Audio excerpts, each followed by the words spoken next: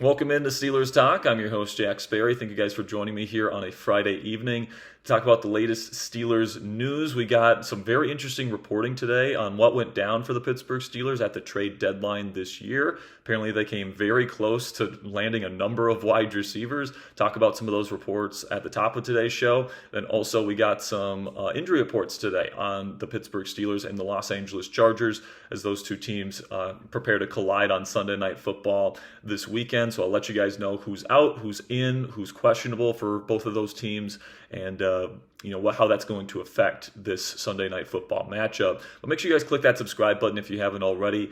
I usually give you guys these at-home style videos on my days off, even when I'm not at work, because usually news comes out and I want to talk about it. So make sure you guys click that subscribe button for the most extensive Steelers coverage you're going to find anywhere here on YouTube. There's a reason why we're the only individually run Steelers news program with over 100,000 subscribers. So if you guys want free, informative, and entertaining Steelers coverage every single day, whether I'm in the office, whether I'm here, whenever Steelers news comes out, I'm dedicated to getting you guys my thoughts on whatever that news is. So make sure you click that subscribe button if you haven't already. And let's dive into this reporting here. And this is coming from a bunch of different sourcing. Mark Kaboly, Chris Halleck, are the people at the forefront of this reporting here. But according to this of all these reports that are starting to leak out here today, the Pittsburgh Steelers were very, very interested and very aggressive in trying to get a wide receiver in a trade before the NFL trade deadline. And unfortunately, the three receivers that they were reportedly in on, none of them ended up coming to fruition.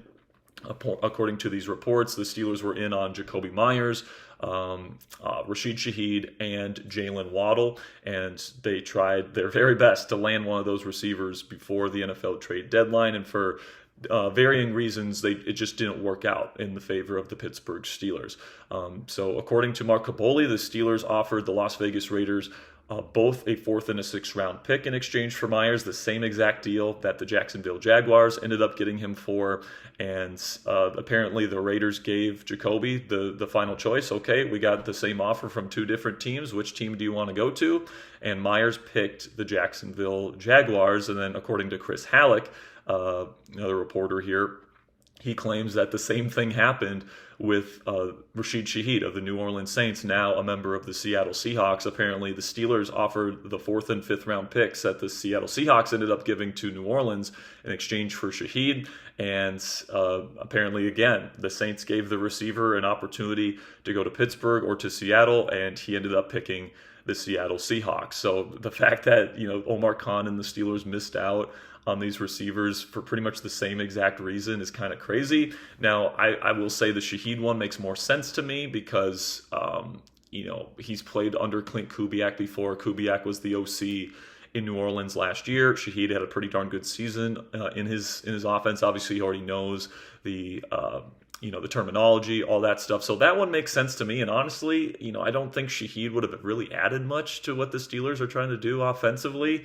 He's kind of just like a pure deep threat. And if the Steelers were going to add somebody to the team, I wanted somebody that brought a little bit more of a complementary skill set to what Calvin Austin III and Rowan Wilson and DK Metcalf bring to the table. Not somebody that is just another kind of undersized deep threat that the Steelers already have plenty of, right? So, the Jakobi Meyers one is interesting to me, though, because, comparing the Steelers and Jacksonville, what are some of the reasons why Meyers would pick the Jaguars over the Steelers? Well, obviously offensive-minded head coach Liam Cohen is a pretty darn good, very innovative, young, modern NFL play designer, and he's doing a lot of creative things that he started last year in Tampa and he has implemented there in Jacksonville. I'm sure that excited him. Also, they've got a younger, more established, long-term option at quarterback. Now, obviously, Jakobi's just on a one-year deal, so that one probably doesn't carry as much weight, but I'm sure he kind of thought about, what's a team that I'd want to spend, maybe the next couple years with, and give that first opportunity to re-sign with next year. I'm sure, Jacksonville with the younger quarterback option might have been a little bit more attractive in that regard. Also, I think that because the Steelers play so much 12 and 13 personnel and they like to get the ball to their tight ends, Aaron Rodgers loves getting it to Jaylen Warren as a check down option. and DK Metcalf is already the established number one here. I think Jakobi kind of looked at maybe the more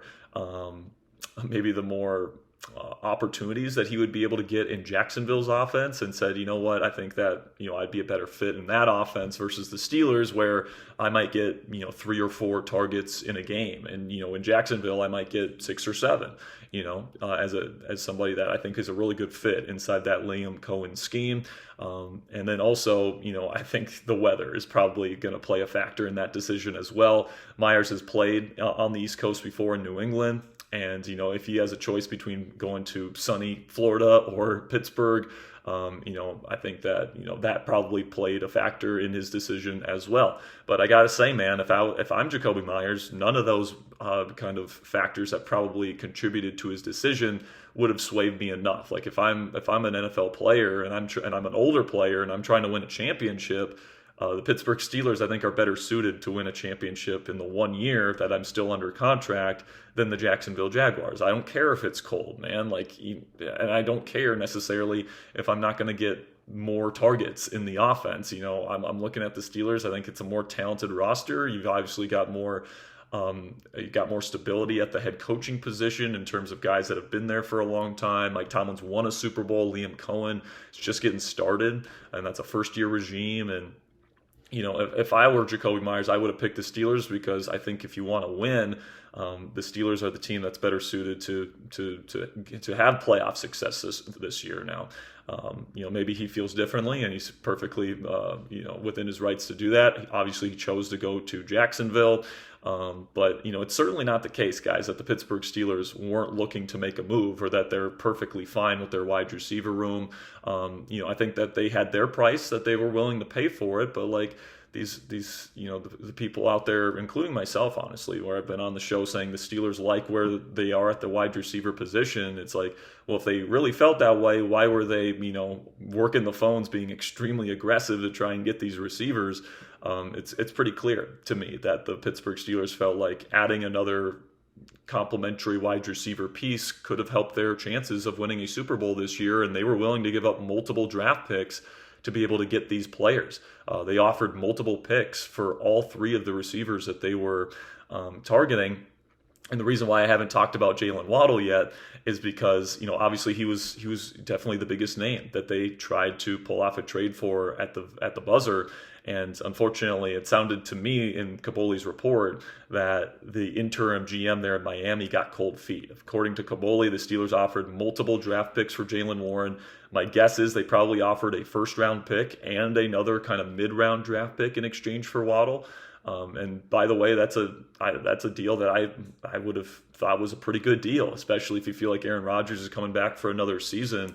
If you would have given up a first and then a mid-round pick for Jaylen Waddle, you're getting an electric playmaker and a really complementary skill set to DK Metcalf, and you could create one of the better wide receiver duos here in Pittsburgh for the next half decade, because not only is he under contract this year, but he's under contract for another 4 years after this year. So to get a guy like that, as essentially your number 2 receiver to pair with DK Metcalf, not only would have really skyrocketed, the status of this wide receiver room here in Pittsburgh for this season, but it would have set a really great foundation for that receiver room for the next half decade, where you really don't have to think about your wide receiver duo for the next 5 seasons, which would have been great. But obviously, for different reasons, it sounds like in Miami's case, the Steelers felt like they were getting really close to a deal, and they kind of got cold feet at the last second. And sometimes that's the way things work with interim GMs. They don't want to screw up. And then in terms of Vegas and New Orleans trying to get Meyers or Shaheed, it sounds like they were right there in the running, and the players decided to go elsewhere. And unfortunately, that's just the way the cookie crumbled for the Pittsburgh Steelers. But certainly my takeaway from all of this reporting that we are getting today, that the Pittsburgh Steelers were absolutely in on getting another wide receiver, and they were trying to be aggressive to be able to get this offense in a position and set this offense up for success down the stretch. And obviously, with them not being able to land any of those receivers, you're going to have to make do with what you have. And it's certainly not ideal, in my opinion, that you don't have that big body route runner type that Jakobi Meyers would have provided. Because you got a guy in DK Metcalf who's really good at what he does, right? And he commands respect from a defense. He gets double teamed a lot. When they don't double team him, they shade safety help coverage over to him because he's so big, he's so fast, so dangerous as a vertical threat if you leave him one-on-one. And he's also so dangerous as a yak threat as well. And I honestly think that might be his number one trait that is so good. Is that when he gets ahead of steam, you are not stopping him, and defenses really have to respect him as a number one receiving threat in that way. But then outside of him, you got Calvin Austin, you got Roman Wilson, two undersized guys. And, I think Roman's a good player. You guys know if you've been watching the channel for a while, I love Roman Wilson as a player, or Calvin Austin, I should say, in terms of his ability to get open versus man coverage. He's really tough to get hands on because he's so quick.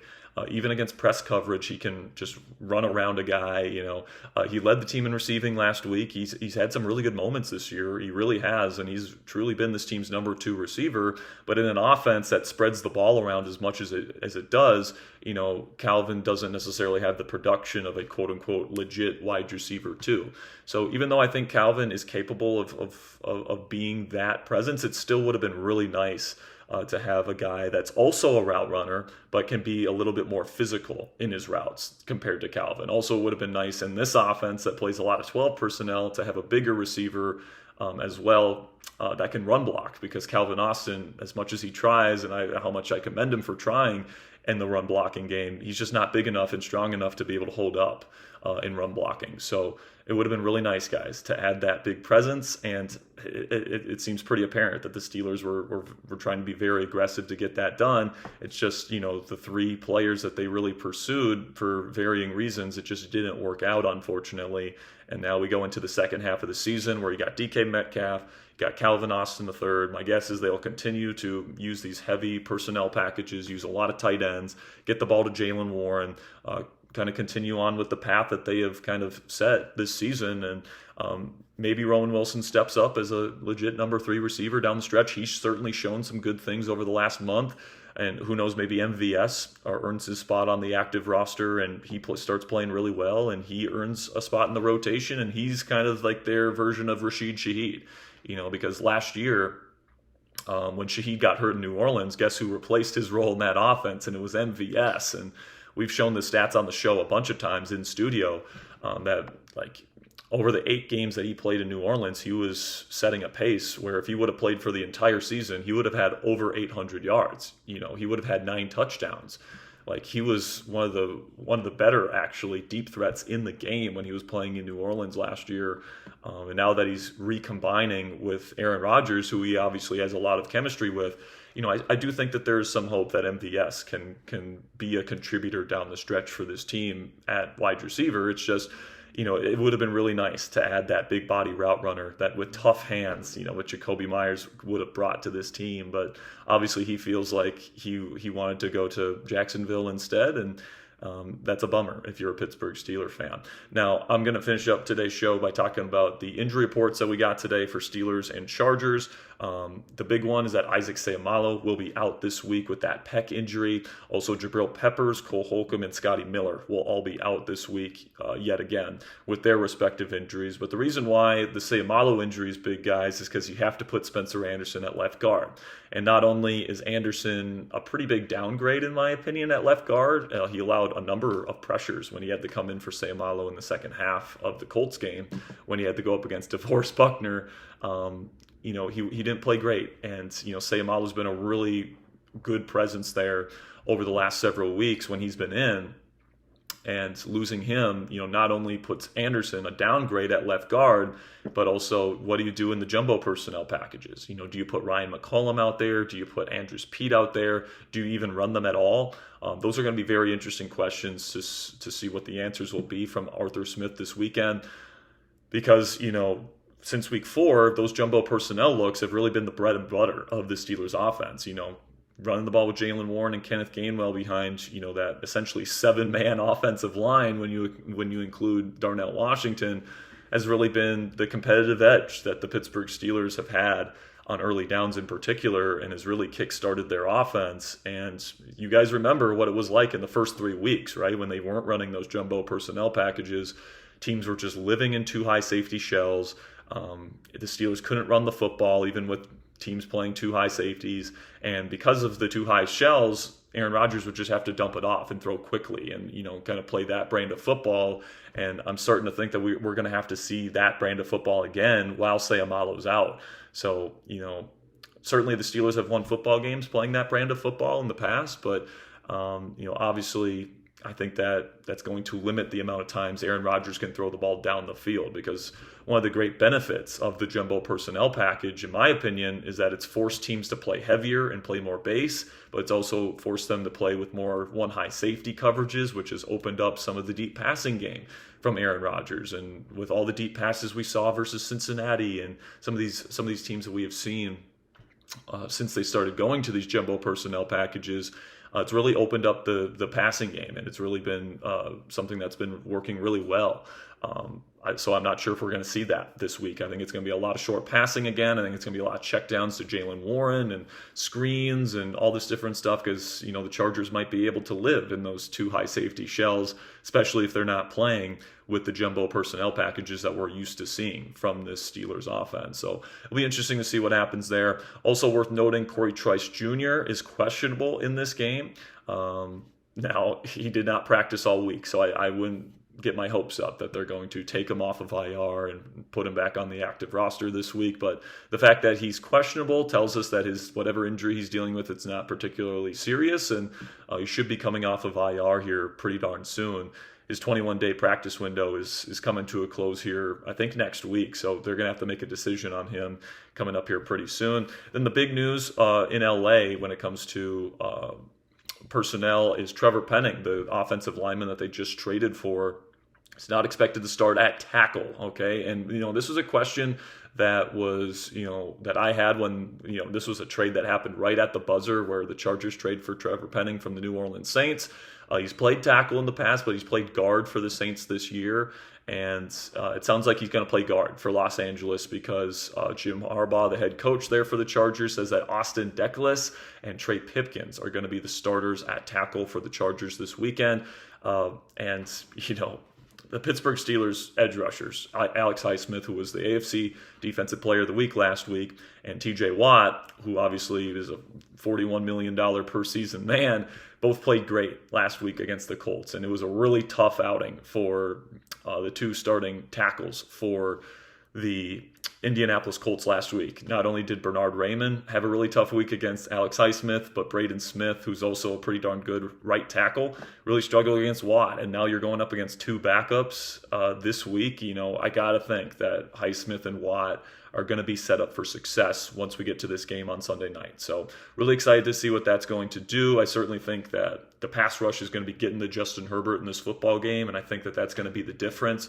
I already predicted that I think the Steelers are going to win this game 27-17 this week. That was my official score prediction on our preview. So if you haven't checked out our preview, make sure you check that out for our extensive look inside this matchup. But certainly expect this defense to continue on the path that they have kind of set last week against the Indianapolis Colts. It was an awesome performance. This week, I see no reason why the pass rush shouldn't, pick up where they left off, and for this defense to pick up where it left off at Acrisure Stadium last Sunday. So really excited for this weekend, man. Really do appreciate you guys stopping by here this evening, almost a 20-minute at-home video. So I appreciate you guys sitting there listening to my ranting here. But we'll have another pair of videos coming out tomorrow. We'll probably have a video come out Sunday morning as well, getting you guys ready for Sunday Night Football against the Chargers. So greatly appreciate all of your guys' support. I'll see you guys next time. And until then, here we go, Steelers.